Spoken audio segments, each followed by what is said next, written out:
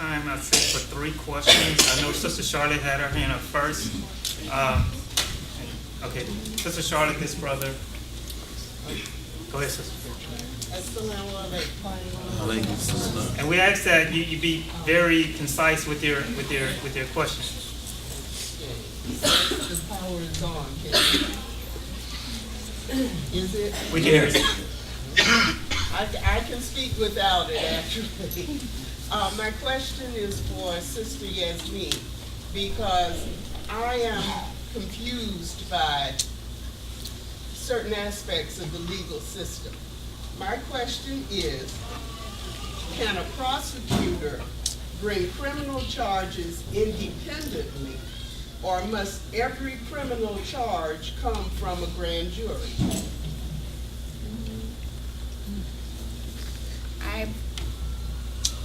I think it depends on the type of crime it is. For felonies, I believe you do have to go before a grand jury. For every felony? It's the police officer that calls in the charges. It's the police officer that relays the evidence to the attorney that this is what's going on and I want to charge this person with ABC. And then they present it to the grand jury. But for misdemeanors, they appear before a magistrate, and the magistrate decides if there's enough evidence to charge. Thank you. May I? Okay, go ahead.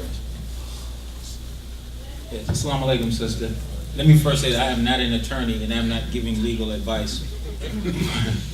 But as an activist who worked on many cases, I know that a district attorney has enormous power. And in most cases, a district attorney does not need a grand jury to indict someone. Like they said, you know, a DA can indict a ham sandwich in the United States of America. They don't have to send that ham sandwich in front of a grand jury. But the grand jury proceeding is a secret proceeding. So if Joe is my friend, he's my friend, and he commits a crime, and we have a relationship, if the crime that he committed is very, very, very clearly a crime, and I, within my heart, really don't want to punish him, what I do is I send him into a secret proceeding. And when the grand jury no bills him, now I can wash my hands of the matter and say, it was not me that let him go home, it was them. So the public will ask the question, well, who is them? Nobody knows, because it's a secret proceeding. That is the real job of a grand jury. It is to insulate the district attorney and keep him from being responsible for what his office does not do. And I would also like to say that there's another side to that. The purpose also for a grand jury is that there are a lot of people that get charged with crimes that they shouldn't be charged with. And so the idea is theoretically that you would present it before the grand jury so that these people would have to be publicly humiliated, and that's why it's secret. So you present the evidence, and if there's not enough to charge, you dismiss it and nobody ever knows about it. So that's another, I guess that's the flip side of what you're saying. It was meant to protect those who were really, truly, there was not enough evidence to charge them anyway. So it's misuse of the system at this point. Absolutely. It's being misused. I guess in certain instances, a lot of instances, yes. But there are instances where it's properly used and it works out just fine. And there also is a debate about whether or not there should be a special prosecutor who brings these charges, because a DA is a prosecutor, so they're protecting the city and the police officers. So there's questions and arguments about how are you fairly administering justice if you're protecting the people that are, sponsored by the state? How are you really doing that if you're interested, if you have a bias? You can't really do your job properly if you're supposed to protect these people that are violating the law and violating people's rights. So people are saying that in all cases, in felonies, there should be a special prosecutor, someone who's removed from that local municipality to bring these charges. So I actually I spoke with, I have some, like 3 friends who are criminal attorneys. I just kind of spoke with them as well. And one of the things about the grand jury is, in the state of Texas, in certain counties, like Fort Bend, Harris County, the grand jury is impaneled by the actual judge. And so if this judge has some straight right-wing conservative views or whatever, they impanel the grand jury, and sometimes these grand juries can be retired police officers, judge. What do you mean impanel? Basically, choose. So, and they can sit there from anywhere from 5 to 7 years. And so when you just think about that, right? And how some people just don't have a chance structurally. I mean, it's basically broken. So we need to speed up the questions here. Okay. So this brother and this sister here. Go ahead. Well, since you have the mic, go ahead, sister. Oh, okay. Yeah. I'll be very brief, but you guys said a lot. And to me, it's like when you pull a ball out of your pocket, it has a lot of knots. So you can't really talk about everything that you guys talked about. But what I do want to say, as a black person first, before I am a Muslim, black people have to be responsible for how they represent themselves as well, okay? We all know that we're disenfranchised. Anybody has read a history book in America know that black people were 3/5 of a person. We know that. And we know that wealth from slavery is the reason why we're disenfranchised. We get it. However, blacks have an opportunity now to have wealth. There are some black people who are billionaires and millionaires. Where were they? The Jay-Z's, the Beyoncés, where were they? Do they speak out? These leaders that you guys talked about, I noticed that you guys kept talking about 40s and 50 years ago. That's when leaders didn't care about wealth. They were actually trying to have a cause. It seems that nowadays, if it's not about money, people are not talking about it. And black people, as far as on the media, themselves, I'm not talking about what the media portrays us, because we know that the media is the problem. Not even in the news, in television, in movies, in magazines, black people are portrayed a certain way. We know that. But when you are a rapper or whatever, and you talking about murdering and killing people, you're presenting an idea that they should be fearful. You're presenting this idea. So all of this rap that these young people are listening to, that are telling people, I murder you, I kill your mother, I sling dope, this is what the police see of all black people, unfortunately. Even though he has on a suit, you have on a suit, he doesn't know that, because remember, Jay-Z used to sling coke and do all that stuff, and now he has on a suit. So this is the image that they have of us. It is our responsibility too, as blacks in the community, to have leaders. Where are the black leaders now? Not 40 and 50 years ago. Where are they now? They have wealth, and they're not saying anything.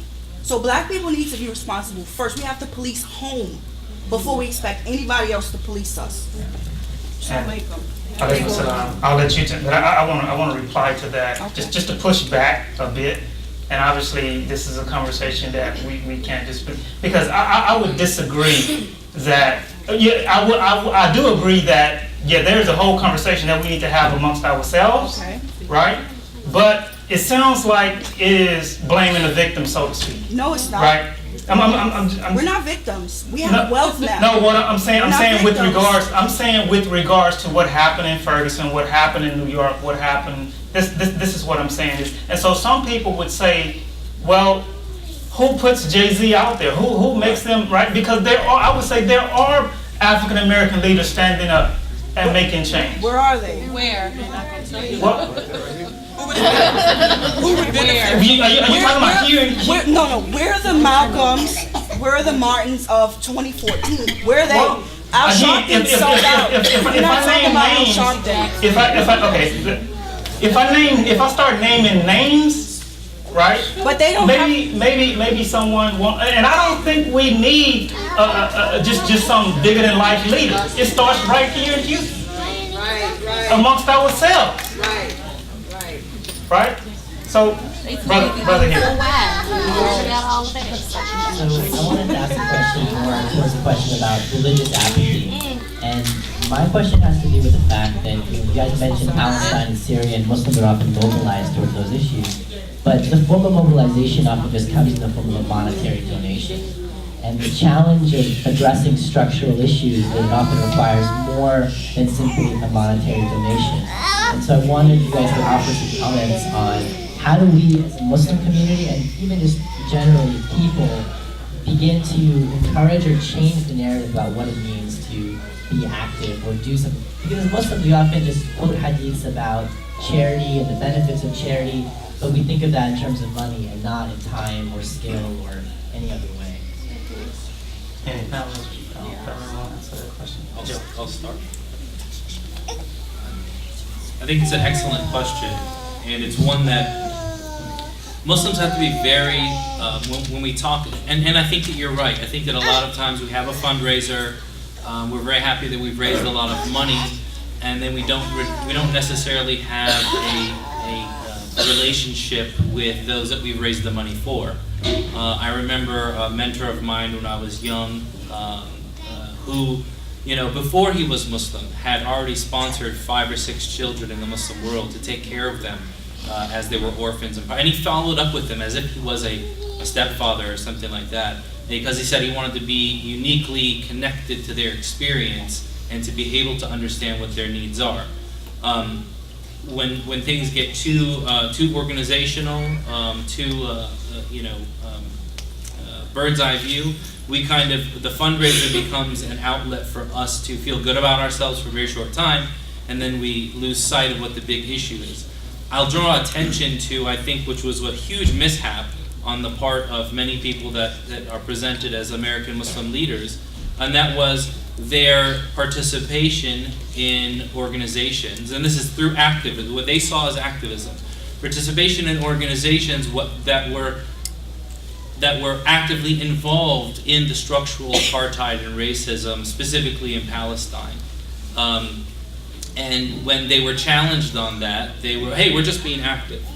Muslims that are going to be active and get beyond just the idea of giving money have to be very selective on what they involve themselves in, who they involve themselves with, and create ties, whether they're through interfaith, whether they're through social justice, whether they're city leadership, create meaningful ties and not be afraid to stand up for those things that they feel and to speak out about those things that they feel are pertinent to them.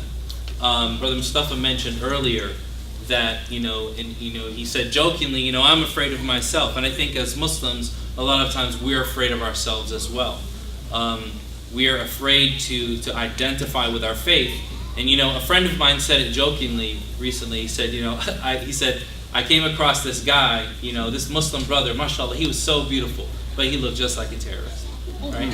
So what does that mean? That evokes images in our mind about what that person is and what we project onto that person, both as the negativities of media and what our concepts of faith are as ourselves. So I think part of the apathy is our personal self-image and our inability to get beyond characterizations of ourselves.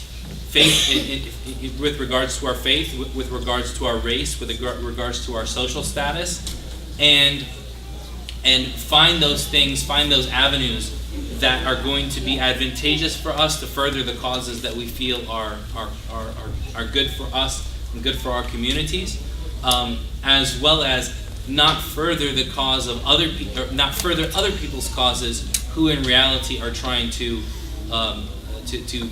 reflect negativity back onto the Muslim community or whatever community you may be trying to represent, through your activism. I hope that answers. One last question, because we're about 12 minutes over. Okay, go ahead.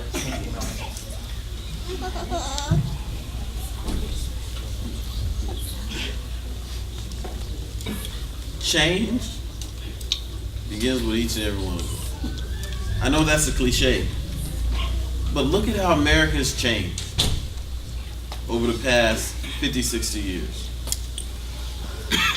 My grandfather could have been hung with impunity.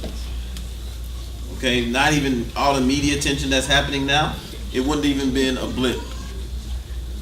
I have pictures of where they hung people and it was a photo op.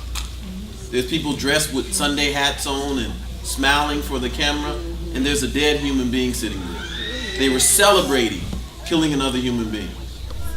That wouldn't be acceptable in America today, right? So change happens when you and I become engaged and take advantage of the processes that our Constitution guarantees us, that allows us to change our government. The Constitution says you can even sue the government to redress your grievances. So one, I think we all need to get the Constitution and read it. We need to understand our rights as citizens, and we need to exercise our rights as citizens to their fullest, so that we can help bring about the change that we want to see for America and how America engages the world. You and I can help bring about that change by engaging the political process as American citizens. I want to respect everybody's time, so I'm going to, unfortunately, regretfully, have to go ahead and close out. But I just want to call our attention back to that ayah where Allah, Surah Al-Ma'idah, where Allah tells us, "Oh, you who believe, ya ayyuhalladhina amanu, stand firmly for justice. Qawamina lillah, stand firmly for justice, and be witnesses to justice." And so, first and foremost, we have to determine what does social justice look like for us. And I'd say we look at ourselves first. So, for example, I know people who will scream out loud about injustices in the society, but they're unjust right in their own household, right? We deny our spouses their rights. We deny our children their rights, right? So we have to first deal with ourselves. And then, of course, we want to be a people that do something about the injustices in the society, and that was mainly what this conversation was about, getting you to understand also maybe the African American perspective, bringing us together to just start the conversation. Now, that's okay. Where are the leaders and who's doing what? So here's some things that's going on, and we can support them. These are organizations that I really support, that Ibrahim Islamic Center supports. Camp Khalil. Camp Khalil. See, many times we like sending our money to the biggest organizations, right? And sometimes it gets lost in bureaucracy. And these are small organizations that's doing real work right here in the community that affect right here in Houston. And so there's a winter session, December 26th through the 30th. If you have, and specifically Muslims, and if you have boy or girl, what is the age, honey? 12 to 17. 12 to 17. You can sign them up, and I liken it to a rite of passage for our youth. I liken it, which is something that is very much missing in you, and you can become a subscriber, $5 a month, to support these local grassroots organizations, right? Many times, of course, we have some of the bigger messages in our city, alhamdulillah. Some of our bigger messages raise $10,000 just on a Friday, $20,000, $30,000 a month. But some of our smaller inner city messages, honestly, may have problems paying the light bill, right? Start small. That's my encouragement to you. But inshallah, we should be able to give both. May 1st through the 3rd, Masjid Warathuddin Muhammad is hosting the National Muslim Business Council. Again, we talked about the importance of financial development, entrepreneurship, and so that is May 1st through the 3rd of 2015. There are some flyers outside for both of these. Tomorrow, again, talk about we need to be doing things ourselves and where our leaders are. Yeah, where they at? Smarten Up Black Male Sonic. We also have to look at it, which is tomorrow at 10 a.m., 10 to 2. So if you have, inshallah, if you can't, even if you can't make it out, donations definitely work. Okay? It is tomorrow, Lone Star College Victory Center, Wade, North Houston, 4141 Victory Drive, and that is that's tomorrow, December 6th, inshallah.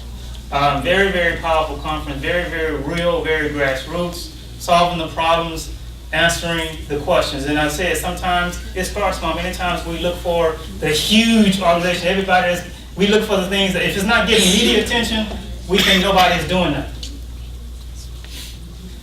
Lastly, again, this is CARE, Texas Muslim Capital Day, January 29, 2015, which is the last Thursday of January. Last Thursday of January 2015. You know, I know sometimes we talked about, Sheikh Joe talked about how we get into our spiritual bubbles, and we even many times get into our social bubbles, our intellectual bubbles, right? And we lose sight. What I think about the saying of our prophet, the President, peace be upon him, where he said, "Oh Allah, cause me to live amongst the miskin, cause me to live amongst the poor, to die amongst the poor, and to be resurrected amongst the poor," right? Think about Ahl Sufa, the people of the village.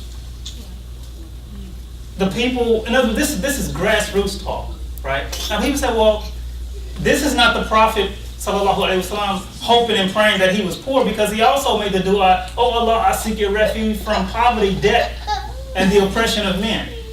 But there is a spirit that comes with being, because sometimes we come into wealth, we come into opulence, we come into affluence, and we get lazy. We get comfortable. And one of the prophets also said, sallallahu alaihi wasallam, one of the signs of the day of judgment, that he feared that Muslims will come into a lot of wealth. And another sign, he said, of the day of judgment is that Muslims will become fat. Right? Not being insensitive or anything like that, but this whole idea of gluttony, being comfortable, being satiated all the time, not really knowing and understanding the importance of looking down and pulling others up. So may Allah guide us, and may Allah first and foremost help us to be just within ourselves and within our own homes and our own families, and look toward social justice and have some concerns, whether it's changing it with our hands, speaking out against it, or the least is hating it in our heart. أقول قولي هذا واستغفر الله العظيم. ربنا لا تزغ قلوبنا بعد إذ هديتنا وهب لنا من لدنك الرحمة إنك أنت الوهاب. Oh Allah, let not our hearts deviate after you guide us, and grant us from your presence and mercy. Surely you are the bestower, the granter. Allahumma salli wa sallim ala Sayyidina Muhammad wa ala ali Sayyidina Muhammad. Oh Allah, we cannot manage this life alone without you.